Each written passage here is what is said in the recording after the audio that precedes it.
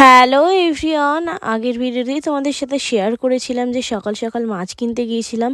তো যেই মাছটা কিনতে গেছিলাম সেটা হচ্ছে লোটে মাছ, সেটা কিন্তু কোথাও পাইনি।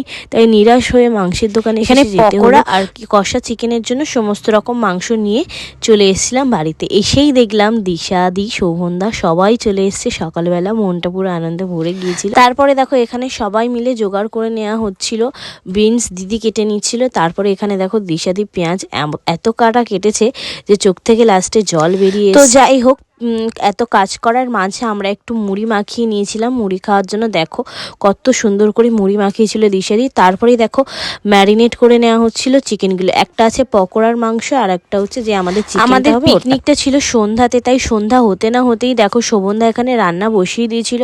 শোভনদার হাতে রান্না জাস্ট অপূর্ব ছিল। সমস্ত রান্না কিন্তু শোভনদা আর দিশাদি মিলেই করেছে, খুব সুন্দর হয়েছিল রান্নাগুলো। তো এখানে দেখো পকোড়াগুলো ভাজা হয়ে গেছে। দিন আরও কী করলাম সেটা দেখতে হলে কিন্তু অবশ্যই পেজটাকে ফলো করে পাশে থেকো। আর নেক্সট পাস্ট আসছে খুব তাড়াতাড়ি। চলো টাটা, বাই।